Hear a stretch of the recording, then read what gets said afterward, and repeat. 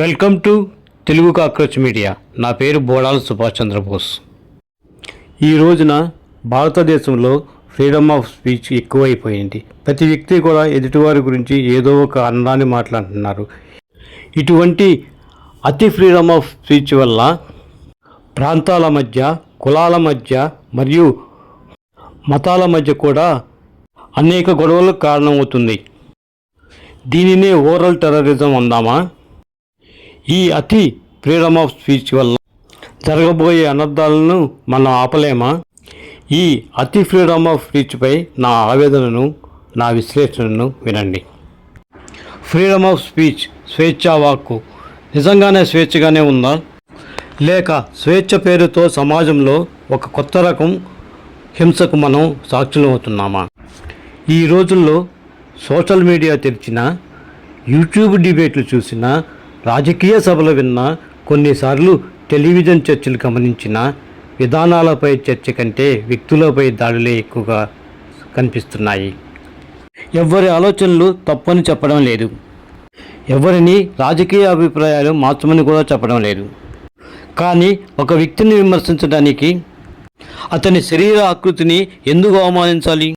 అతని కులాన్ని మధ్యలోకి ఎందుకు లాగాలి? అతని మతాన్ని, కుటుంబాన్ని ఎందుకు ద్వేషించాలి లేక దూషించాలి? ఇది విమర్శ ఏమాత్రం కాదు. అలా అని దీన్ని వాక్స్వాతంత్రం అని కూడా అనలేను. నా దృష్టిలో ఇది ఓరల్ టెర్రరిజమే.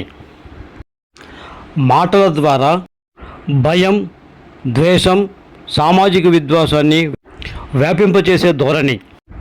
ఈ ఓరల్ టెర్రరిజం అనే పదాన్ని ఒక రూపకంగా ఉపయోగిస్తున్నాను. అంటే ఆయుధాలతో జరిగే ఉగ్రవాదంతో ఇది సమానం అని నా అభిప్రాయం కాదు.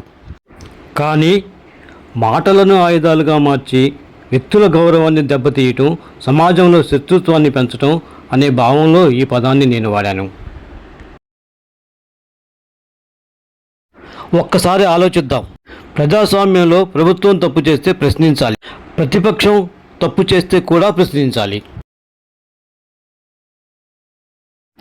ఏ రాజకీయ పార్టీ అయినా, ఏ నాయకుడైనా విమర్శకు అతిథులు కారు. కానీ విమర్శకు కూడా ఒక సంస్కారం ఉండాలి. ఆధారాలతో విమర్శించటం ప్రజాస్వామ్యం అవుతుంది. వ్యక్తిగత దూషణ చేయటం ప్రజాస్వామ్యం కాదు. శరీర ఆకృతిని ఎగతాళి చేయటం ప్రజాస్వామ్యం కాదు. అలాగే కులం, మతం పేరుతో అవమానించడం కూడా ప్రజాస్వామ్యం కాదు. ఈరోజు కొందరు ప్రేక్షకులను ఆకట్టుకోవడానికి, వ్యూస్ కోసం, వైరల్ కావడానికి ఎంత దిగజారిన భాష అయినా ఉపయోగించడానికి వెనుకాడడం లేదు. కొంతమంది నాయకులు చప్పట్లు కొట్టించుకోవడానికి పరస్పర గౌరవాన్ని మర్చిపోతున్నారు. కొంతమంది సోషల్ మీడియా వినియోగదారులు తాము రాసే ఒక్క వ్యాఖ్య కూడా ఎదుటి వ్యక్తిపై ఎంత ప్రభావం చూపుతుందో ఆలోచించడం లేదు. ఈ సంస్కృతి ఇలాగే కొనసాగితే రేపటి తరానికి మనం ఏం నేర్పుతున్నాం? ఒక బలమైన వాదన వాదించి ఒప్పించడమా, లేక అవమానించి నోరు మూయించడమా?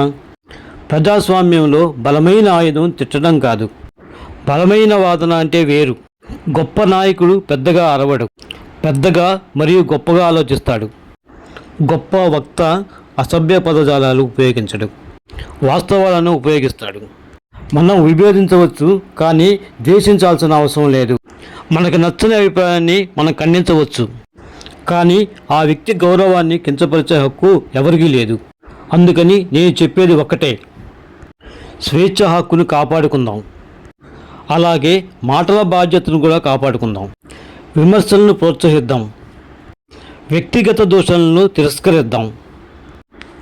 వారి వారి ఆలోచనలతో మనం పోరాడుదాం, కానీ మనుషులతో కాదు.